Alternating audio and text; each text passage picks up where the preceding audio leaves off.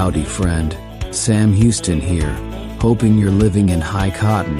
And if you're lucky enough to be in Texas, I know you're most of the way there. Now enjoy your daily dose of Texas history and Texas pride. Howdy, friend. Welcome back to the Texas History Roundup on the Feed Bandit podcast for December 7th. In 1830, Noah Smithwick was banished from Texas for assisting in the escape of a convict. The convict had been found guilty of killing the alcalde and Gonzalez and was in leg irons when Smithwick provided a gun and file to aid in his escape.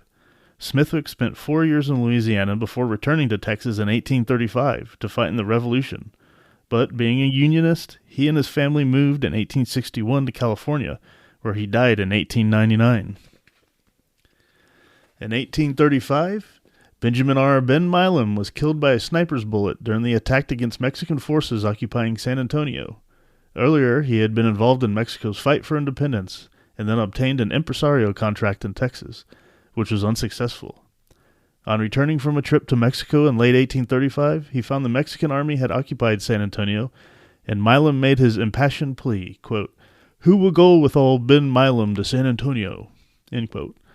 300 men volunteered, and on December 9th, General Martin Perfecto de Cos surrendered, but Milam died on the second day of the battle. In 1835, the General Council finally yielded to some of General Sam Houston's demands by electing field officers. James W. Fannin as colonel, James C. Neal lieutenant colonel, William Olden as major, and D.B. Macomb, William B. Travis, and T.F.L. Barrett as artillery officers. However, the means to fund an army was not forthcoming, and this would lead to near disaster in the months to come. In 1870, Judge Gaylord J. Clark was killed in El Paso, the first casualty associated with the San Elizario salt lakes. At issue was public or private control over the salt deposits at the base of Guadalupe Peak, about 100 miles east of El Paso, and Clark had ruled against men who were attempting to gain control. The conflict simmered for several years until coming to a head in 1877. In 1940, Peter W. Cawthon coached his last football game for Texas Tech Technological College, or later Texas Tech University, a 23-21 win over the University of San Francisco, which capped a 9-1-1 season. After coaching at Rice University and Austin College, in 1930, Cawthon became head football coach and athletic director at Texas Tech. There he went 79-27-6, and the Matadors became the Red Raiders. The Raiders had an unbeaten season in 1938, but lost to the St. Mary's Gales in the 1939 Cotton Bowl. Cawthon later coached in professional football and served as athletic director at the University of Alabama. Born in Houston in 1898, Cawthon passed away in Sherman in 1962. I think he'd be proud of the team this year. In 1970, the U.S. Supreme Court ruled in favor of Southwest Airlines, thus letting it fly from Love Field in Dallas to other Texas cities.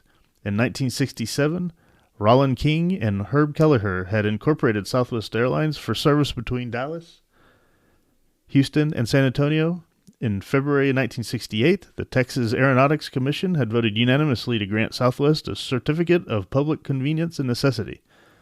But Braniff, Trans-Texas Airways, which is later Texas International, and Continental filed a restraining order.